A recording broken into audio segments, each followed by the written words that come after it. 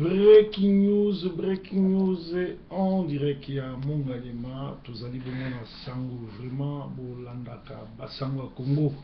Nabanda Konabino, Ezali Masolo, il y a Proverbe 30 on dirait qu'il y a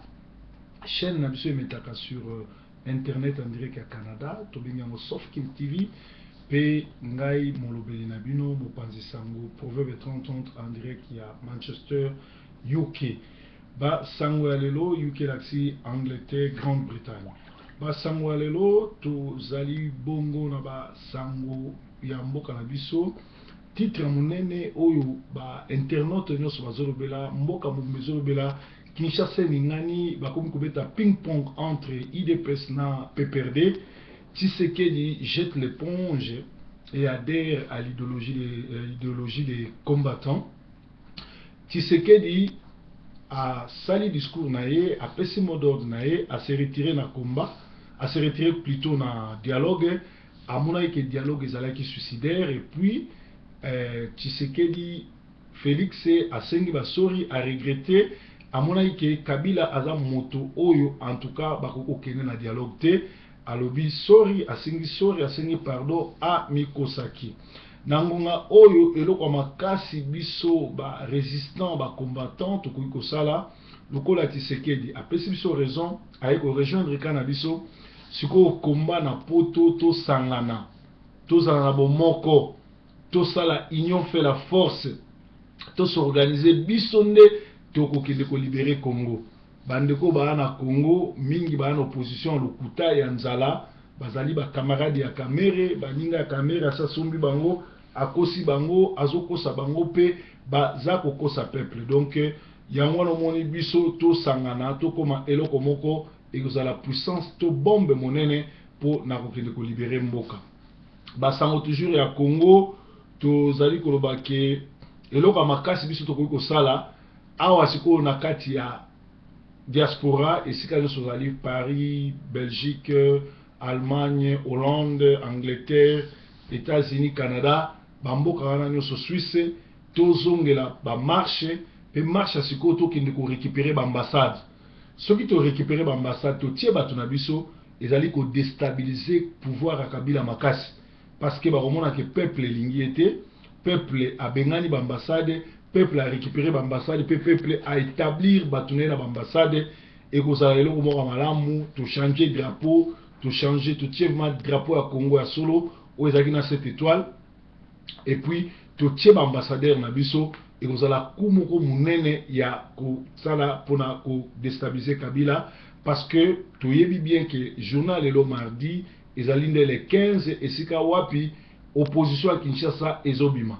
mais opposition à Kinshasa les ezobima na bit nini parce que batu ya Burkina Faso ba lansaka mouvement ya ko bengana Blaise Compaoré ezalaka mokolo moko te ezalaki ba bimaki libanda na population ti Blaise akendeki mais oya biso opposition oyo ezali traîner pe doubler na Kamere to éviter eloko ni balingi to sala ndenge nini tozotala bango to tala ndenge babimi lelo eloko ni ekopesa na population parce que lelo na place nji le Sainte-Thérèse ekoningana esika oyo population na plus de 50 partis ekosangana pour un mot d'ordre et banda Kabila dégage. Tolobaki était un prédicateur ou bien un prédateur n'y peut rien lorsque les troupes sont solitaires. Prédateur, c'est-à-dire prédateur ezali nyama oya makasi, nyama oya ya sanguinaire, o atakaka ba loup, o atakaka ba bergerie, o atakaka batu, ezali lokola lion, lokola mpakasa, lokola léopard, lokola ba nyama oya makasi ba ours, soki ba to yazo attaquer ba sangani baza ensemble ba ko kakate bosi bomona ndenge lien azoboma lion bosi bomona ndenge lion ba buffle bazoboma ye bosi bomona ndenge meme ba nani ba cochon ya zamba donc ba sombo donc ya zamba ezoboma lion ça dit so bo sangani ensemble bien que mutu wana za munene mais bino bo sangani bozana unité bokoki ko beta ye pe botindiki donc oyo tolobaki ezali ndenge wana makambo tozoloba ezali tolingi tozala na unité tozala na bomoko parce que na Kinshasa kuna na niveau ya Katanga eza koyinda parce que Kyungu et les G7 de la mouvance présidentielle de Kabila demandent à Kabila de quitter le pouvoir et de respecter la constitution. Tout autant la lettre à Kyungu a commis, na G7 a commis à son excellence monsieur Kabila, Joseph Kabila, président de la Congo, tout a commis autorité morale de la majorité présidentielle à Kinshasa, Kingakati Gombe, République de Gombe. Avec l'expression de nos hommages le plus différent, je crois différent, Excellence Monsieur Kabila,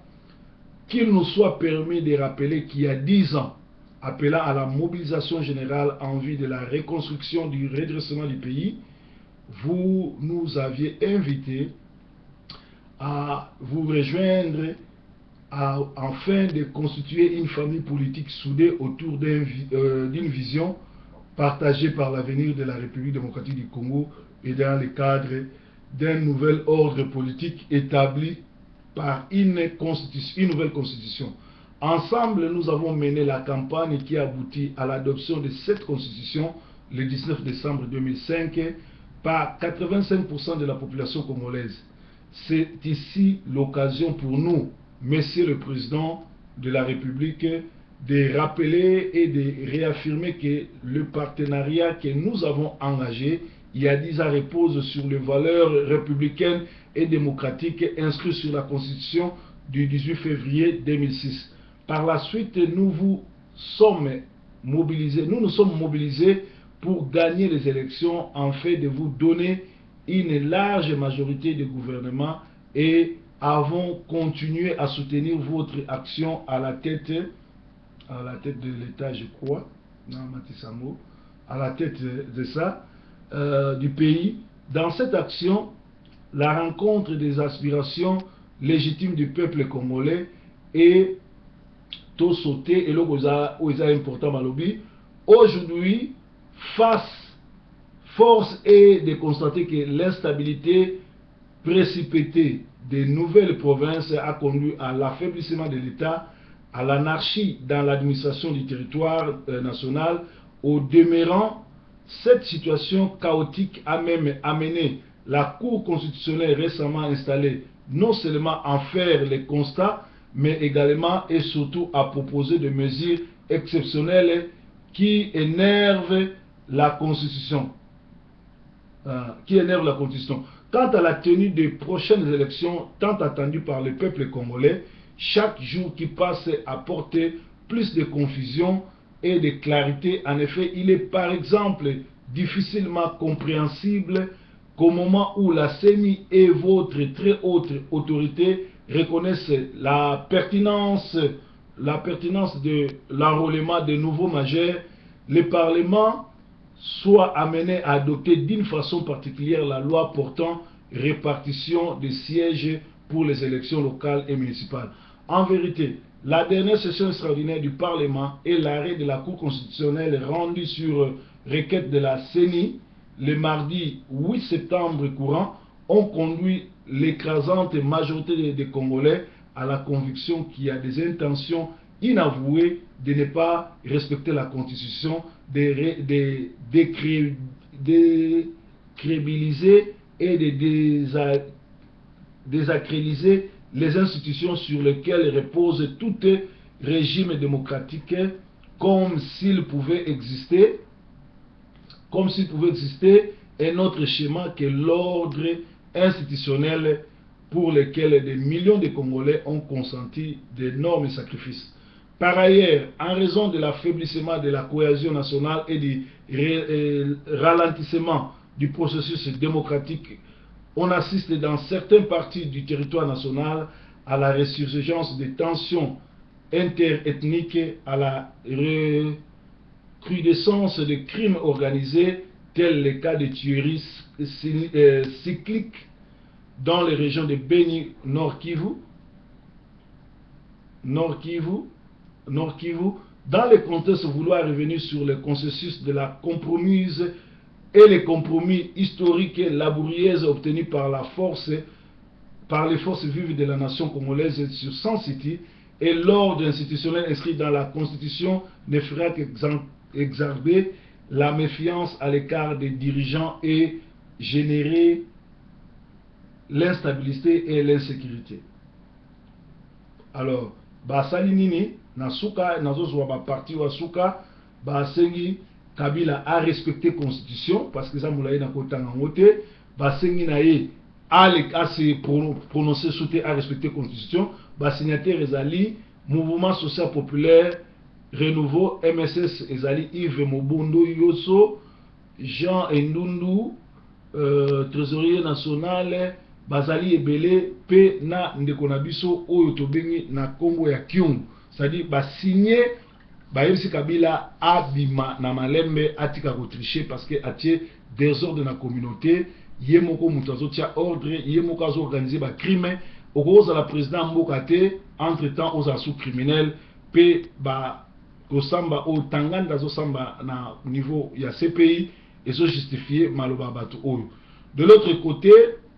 Boshab Kimbuta ba recruter ba pomba na ba kuluna pour ba infiltrer meeting ya lelo mardi le 15 septembre na 10h30 misu ya mokili mobimba ekozala tourner na njili Sainte-Thérèse et sikawa plus de 50 partis politiques et opposition réunis au sein de la dynamique de l'opposition. Tu évites sur la dynamique et opposition corrompue, toute dynamique de l'opposition, il y a peuple oyo bako manifester contre le glissement de Kabila, oyo bako na mode de Kabila dégage,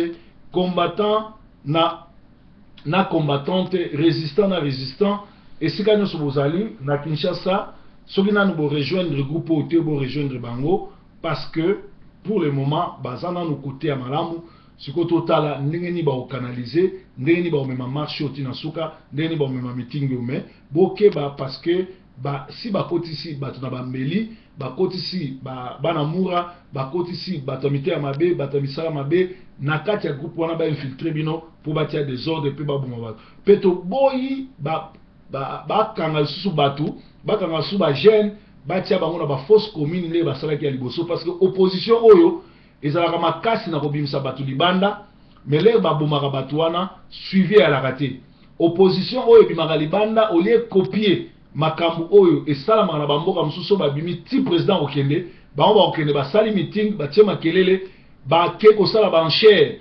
po kamera monake aza na bato ebele bapese mbongo po calmer oyo fayulu amona batu bamonaka aza na batu oyo olenga nkoi oyo donc tolingi biloko wana esalama te tolingi ete sorry tolingi ete mouvement oyo ndenge bandi bobima libanda ti Kabila okende ezali seule voix oyo tokoki kobenga na Kabila parce que communauté internationale mokili mobima na MONUSCO regard na bango eza kotala makambo nini ezoleka surtout ba parlementaire na ye moko batu na ye moko ya majorité présidentielle bakomeli ye alongwa Kabila azolinga kokopier Kabila Mobutu à 100%. Makambo ekomelaka Mobutu yango ezokomela Mobutu général Mayela kine oyebseke bima na Zaïre na koki ko garder au soute sécurité na ngai ekokoka ko garder au soute Kabila pe ndenge moko batu na ye bato ba portaki na pouvoir ezala mindele ezala ba soi-disant ba katange ezala population eboye. Je crois que Kabila soka linko sila lokola asuka lokola Samuel Doté ou lokola Kadhafi te abima na malembe akende asa sali 3 mandats ekoki mais c'est que bino boyeba Kamere aza muto kopesa confiance te parce que Kamere c'est un Rwandais azala congolais te pe Kamere le razoya na opposition azoya pona ba congolais te azo jouer jeu ya Kabila pe jeu ya ba Rwandais do toyebi musala o bazo sala sengeli na biso tokeba donc tolobaki ete lelo mardi le 15 septembre eza koyinda na place njili Sainte-Thérèse esika wapi matuluku ya population ebimi pona koloba Kabila doit partir, Kabila bomimimi, Kabila nyokoli, Kabila sali haute trahison, Kabila bomi plus de 20 millions de Congolais, génocide des Osalama, lobi tolobela ki yango ke Congo ezali pays oyo la moitié ya bana babota makaya moins 5 ans l'état emoka bomaka bango l'état a organisé ba crise na kati ya mboka ko infiltrer mboka ko kotsa ba étranger na mboka pe l'état emoka a organisé ba crime après ça ba jeune ba koma ba kuluna kolongola ba crime ki kuluna na Rwanda ko memangoti na Kinshasa koteka mabele tout congolais soka kufi kokunda ye ezo coûter cher que mutu aza en vie soki congolais akufi kokunda ye ezo coûter 3500 à 4000 dollars et pourtant bato bazosala bafutaka bango te yango wana tolobi bacongolais totelema toprofite na likambo oyo tobengana kabila parce que histoire ya Congo esengeli biso moto kumango Allemand oya kokomelo histoire te Monusco oya kokomelo histoire te Rwanda oya kokomelo histoire te yo moko congolais telema bima rejoindre groupe oyo ti kabila kokende pona to libérer mboka donc tolobaki basangwa Congo ezali bongo breaking news basangwa Congo na bamboka na bino tolobi opposition ezo manifester mais ekende na nzela malamu tina suka na niveau ya poto awa combattant moko na nzela ya kolongwa Bruxelles kokende Paris na nzela akutanaki na incivique moko mwasi bamimaki na nzela azokumisa kamere oyo azali rwandais pe génocidaire azali ami personnel ya Kabila aza kokumisa ye ndeko combattant akitisi ye na autoroute parce que ayebisi koza mayele toza incivique congolais nyonso tu oyo akumisaka Kabila congolais nyonso tu alandaka MNC ya Kabila soki UNC ya Kabila ya nani ya congolais nyonso tu akumisaka Kamere congolais nyonso tu alandaka INC ya Kamere aza malade ou aza na ba problème spirituel to mental parce que Kamere aza kosala politique ya Kabila Kamere aza ennemi ya congolais te alors tozo kamwa ke congolais ti lelo aza miso kokanga et ça dit bien que na niveau à France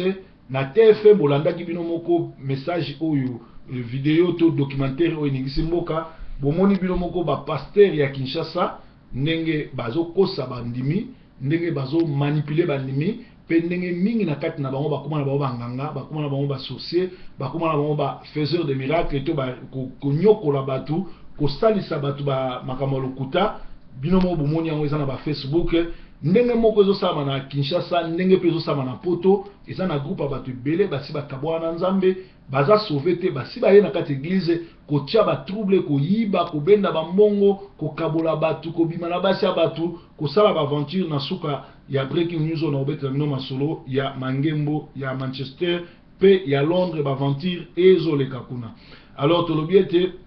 bino moko bo comprendre batu nyoso to bazolanda documentaire wana bazali basali oyo bazana kindoki bazali basali oyo bazana misala mabe oyo bakoti na kati église ndenge Yesu alobaki na tango asuka batu bakozala na mukusa liloba me bakolanda ba faux docteur bakolanda ba faux pasteur oyo bakoya koteya bino doctrine ya ba démon tokoti déjà na période yango toza na tango oyo ya doctrine ya ba démon oyeba ngo ndenge nini oyeba ngo soko zo ndima buzo ba nyonso tu oyo bomoni ba français balati na TV ndenge bazobenda bango mbongo ndenge bakokosa bango ba miracle pasteur abimisaka biloko na nzoto ya mutu azobimisa miseleke te azobimisa bambuma azobimisa nyonso mais cancer mutu azobela azobikisa te sida mutu azobela azobikisa te mutu pasi mutu azobela azobikisa te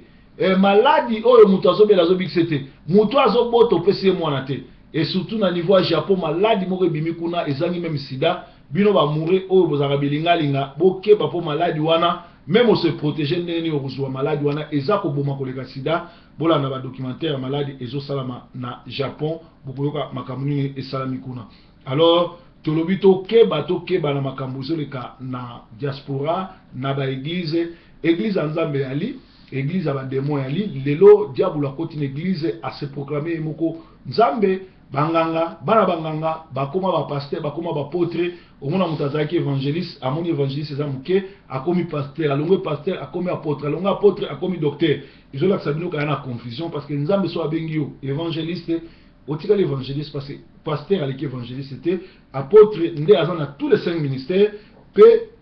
bango nyonso tout base complétaka mutu aleki muninga azate me mutu azana grâce makasi eza apôtre po na kati apostolat tous les 5 ministères eza na kati donc tolobi ezali ya kuinda ba français basali documentaire balakisi bino makambo nini ezoleka na poto ko manipuler peuple baza sauver te balingi pe bino bozala sauver te bokota na lifelo lokola bango tolobaki breaking news